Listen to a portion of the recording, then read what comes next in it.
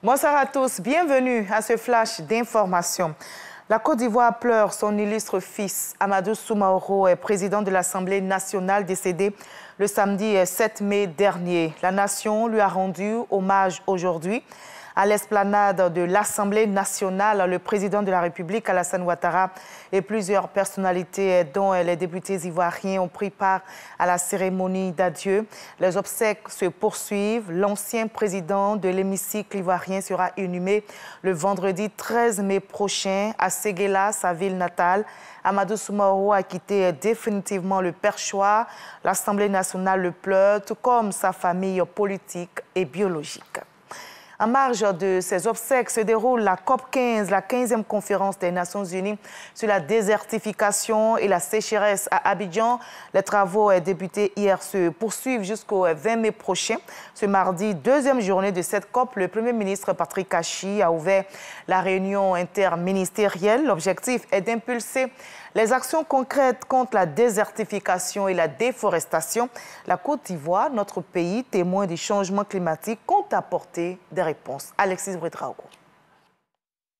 La Côte d'Ivoire est un pays témoin de ce processus environnemental et humain exigeant. Elle veut être un pays acteur de sa résolution, un pays moteur d'idées et moteur de solutions. L'ONU estime que 40% des terres sont dégradées dans le monde. La Côte d'Ivoire connaît bien le sujet car en 60 ans, son couvert forestier est passé de 16 millions à 3 millions d'hectares.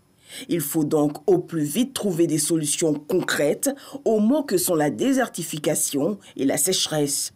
La COP15 d'Abidjan veut, au-delà de l'espoir, engager des actions fortes. Modèle neuf pour la gestion durable des terres. L'initiative d'Abidjan souhaite être une feuille de route à partager, adaptée et renforcée par toutes les nations sœurs qui éprouvent les mêmes enjeux. Et pour cette réunion interministérielle, les solutions s'ébauchent déjà.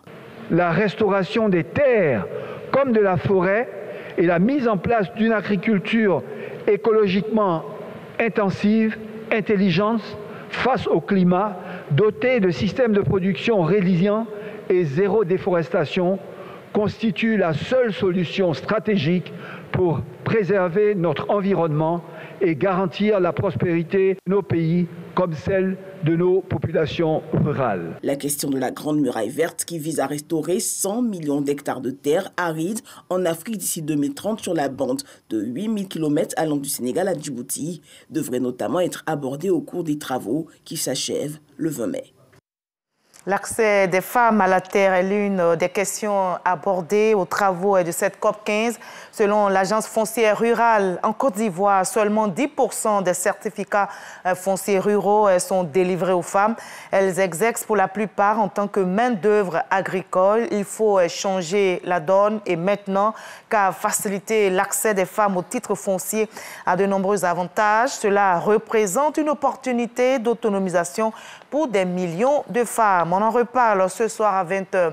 Et nous aurons le dossier EcoPlus. Nous ferons donc une incursion à l'UNFPA, l'école qui forme les agriculteurs modernes. Notez qu'alors que la COP15 se déroule à Abidjan autour des problématiques de la lutte contre la déforestation, la désertification et l'appauvrissement des terres, notre dossier EcoPlus du jour s'intéresse à cet établissement qui forme au métier de la terre et surtout au nouveau paradigme de l'agriculture. Dossier donc à voir dans l'édition de 20h tout à l'heure. Au Burkina Faso, l'armée annonce avoir tué au moins 50 présumés terroristes à l'issue de 2 opérations menées dans 2 régions du pays. Elle annonce par ailleurs avoir récupéré du matériel de combat à la suite des ratissages effectués dans les zones ciblées par des attaques fréquentes ces derniers jours. Les opérations initiées par l'armée burkinabé sont une riposte à l'embuscade tendue par des djihadistes samedi dernier dans le nord et le sud-ouest du pays. Embuscade dans laquelle avaient péri 10 supplétifs de l'armée et 2 civils. La quête de tout humain, c'est la liberté. Ces mots ont été prononcés ce 10 mai par des adolescents devant le monument de l'abolition de l'esclavage à Paris. C'est la journée des mémoires de la traite, de l'esclavage et de leur abolition commémorée depuis 2006. Le président français Emmanuel Macron prend part à cette journée.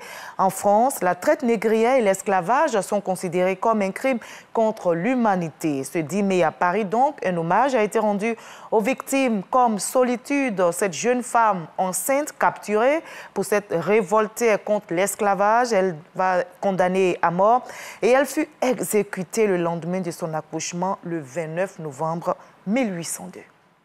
Et on va se retrouver à 20h pour la grande édition tout à l'heure.